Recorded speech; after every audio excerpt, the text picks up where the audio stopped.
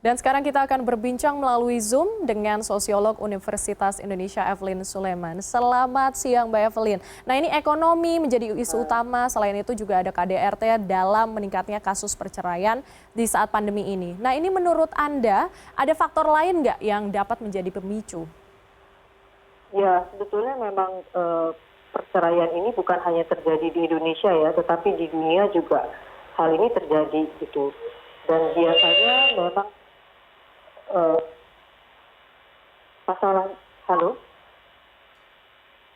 halo, Halo, iya ya, silakan oke, dilanjutkan Ibu. ya, ya. Biasanya memang masalah yang disebut-sebut adalah faktor ekonomi, karena semua pasti terdampak ya, semua di dunia ini terdampak untuk masalah ekonomi. Dan ekonomi yang menjadi kendala ini menyebabkan juga banyak orang menjadi stres. Sebetulnya tidak hanya masalah ekonomi. Sebetulnya tidak hanya masalah ekonomi, tetapi juga masalah beban kerja di rumah yang bertambah banyak. Terutama mereka yang mempunyai anak-anak usia sekolah, usia SD, itu karena sekolah menjadi bentuknya jarak jauh atau online, beban kerja itu juga dibebankan kepada orang tua. Biasanya ibu yang mengurus anak-anak untuk belajar. Nah, kalau dia punya anak lebih dari satu, itu lebih lagi bebannya. Sehingga pekerjaan sehari-hari yang memang biasanya dibebankan kepada perempuan menjadi bertambah banyak. Penelitian yang dilakukan oleh berbagai pihak, termasuk oleh Komnas Perempuan, itu menunjukkan memang beban kerja mereka menjadi bertambah. Dan tentu ini akan memberatkan perempuan gitu ya. Belum lagi mungkin para suami yang juga mempunyai atau mempunyai kendala dengan bekerja, penghasilan menjadi berkurang, dan itu menyebabkan suami juga menjadi stres ya. Jadi semua pihak itu, anggota keluarga juga menjadi ikut stres dengan keadaan pandemi ini.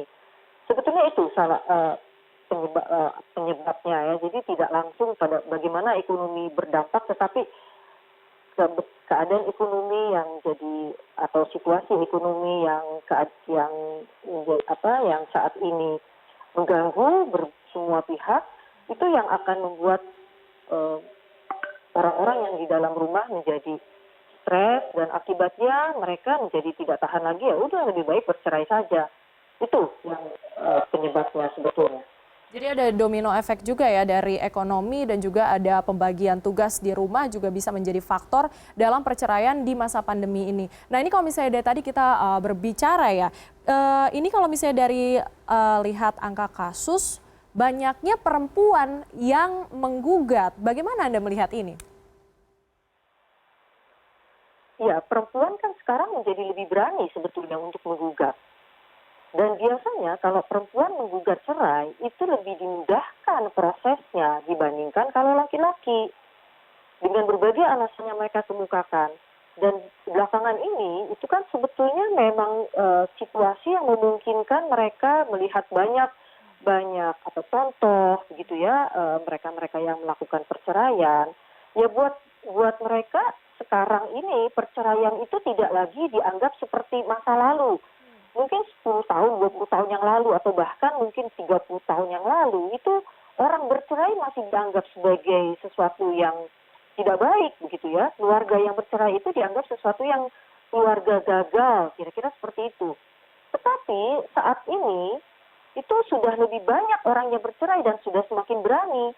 Dan perempuan sudah mempunyai, sehingga membuat perempuan menjadi lebih berdaya. Dan saat ini juga perempuan kan lebih banyak yang mempunyai pendidikan lebih tinggi ya, sehingga mereka juga mempunyai modal. Kalau mereka bercerai, mereka mempunyai modal, mereka tidak takut lagi. Kalau dulu barangkali perempuan pendidikannya menjadi lebih terbatas dibandingkan suami, sehingga mereka kalau mau bercerai, waduh, nanti kalau saya cerai, bagaimana saya bisa hidup, karena selama ini barangkali menjadi tergantung pada suami. Tapi belakangan ini kan semakin banyak perempuan yang masuk dalam pendidikan pendidikannya menjadi lebih baik, lalu juga lebih banyak yang masuk ke dalam dunia kerja gitu ya. Apalagi sekarang kan orang bekerja tidak perlu lagi punya kantor, orang bisa berusaha melakukan pekerjaannya dari rumah. Ini kan pandemi ini kan membuat orang menjadi lebih kreatif juga, ya. Dan biasanya mereka menawarkannya kan kepada keluarga dulu, kepada tetangga, kepada teman-teman, gitu kan. Akhirnya setelah banyak, kemudian mereka berani untuk menjual barang-barang yang produksi yang mereka buat, gitu. Berarti ada pergeseran nilai dong Mbak Evelyn dengan dahulu ketika pernikahan dianggap sesuatu yang sakral dan perceraian itu dianggapnya suatu hal yang tabu. Sekarang kan dengan adanya tinggi angka perceraian saat ini berarti ada pergeseran nilai dong? Betul, sudah lama sebetulnya pergeserannya, tapi waktu itu pergeserannya barangkali lebih baru kepada bahwa bergeser begitu ya, tetapi masih belum terlalu berani gitu, karena masih terkendala dengan faktor ekonomi mereka, kemampuan mereka untuk mencari uang gitu ya. Tetapi dengan kondisi pandemi ini, saya tuh hampir tiap hari melihat di grup RT, di grup banyak grup yang saya ikuti di medsos itu menawarkan produk-produk mereka gitu. Jadi sudah lebih dimungkinkan gitu ya sebenarnya kondisi sekarang ini.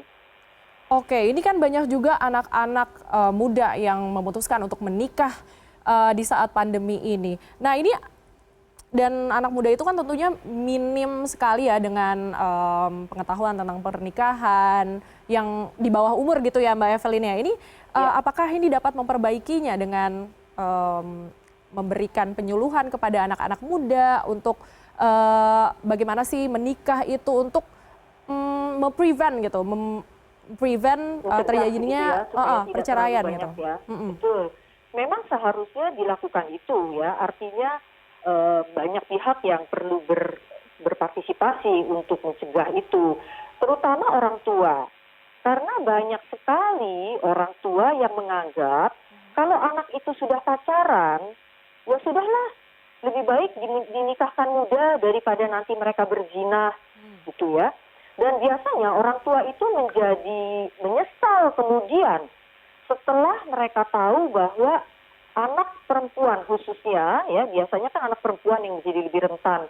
Karena anak perempuan itu setelah menikah dengan keterbatasan pengetahuan, pendidikan, dan banyak hal yang lain, mereka menjadi lebih mudah untuk mendapatkan kekerasan dari suami misalnya. Nah kemudian beberapa kasus yang banyak sebetulnya, bukan hanya beberapa, tetapi banyak kasus yang menunjukkan bahwa setelah mereka menikah sekian lama, mereka mendapatkan kekerasan, mereka cerai. Dan kalau mereka cerai, mereka kembali ke rumah orang tua kan.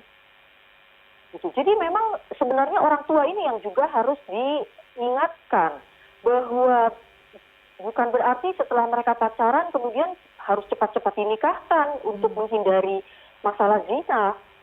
Masalahnya kan bukan di situ, tetapi mereka juga, anak-anak ini kan perlu diingatkan bahwa walaupun ini sekarang sekolahnya sudah jarak jauh ya, online, tapi kan bukan hanya itu yang dipikirkan oleh mereka. Mereka bisa melakukan banyak hal. Mereka justru bisa banyak belajar, ya kan, dari medsos atau hal yang lain, bukan hanya sekedar berpacaran begitu. Banyak hal-hal positif yang bisa dilakukan. Oke, terima kasih. Ya gimana Mbak?